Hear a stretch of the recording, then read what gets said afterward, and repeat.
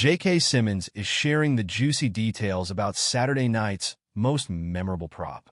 The Whiplash actor recently discussed playing TV legend and funny man Milton Berle in Jason Reitman's Saturday Night Live biopic, specifically how his character's arc culminates in a scene in which he flashes his notoriously large genitalia to Chevy Chase, Corey Michael Smith, during a tense confrontation backstage. "I didn't know about it until I got to Atlanta for my few days shoot," Simmons said of his prosthetic penis in a new interview with Variety. "I just assumed the camera was going to be belt high and everything else left to the imagination. And obviously, it's not. We're not looking for an X rating, but I didn't even think there would be a prosthetic involved." In fact, when Reitman mentioned the apparatus, Simmons assumed he was joking. When Jason first said something about, "You need to go fit that," I was like, "Plain joke," Simmons recalled. And then the prop guy brought it in its box like it was a violin, velvet-lined case, and the rest is history. Smith told the outlet about the big snag the stars hit with the fake schlong. "It went very well, except for one take when it fully fell out and slapped the floor," he recalled.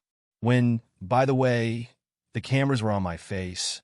Reitman discussed the significance of Berle's flashing scene in a new interview with Entertainment Weekly, breaking down the sequence. "The movie is about one generation ripping television out of the hands of the other." "How do you personify that?" the director said. "All right, well, we're going to have a group of young people, and then we're going to have a group of old people.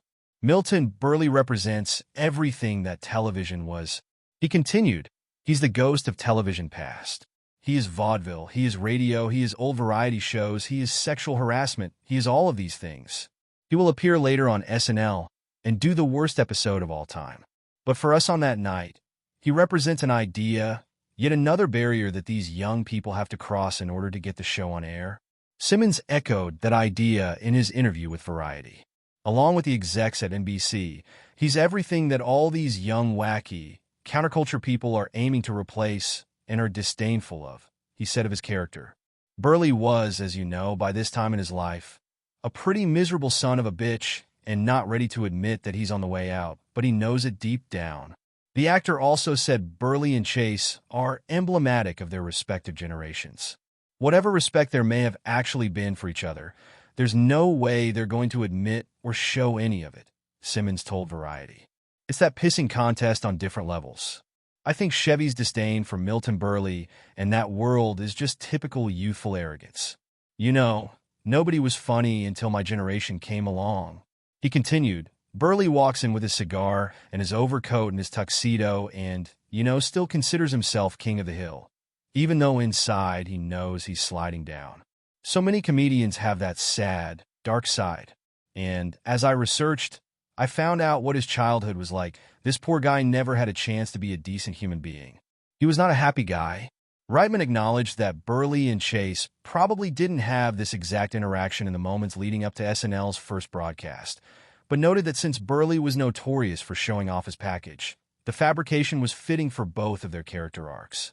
"Chevy is a character who is the personification of ego that must be humbled," the filmmaker told EW. "And we had this great opening line for him. 'Sorry, tripped over my penis.'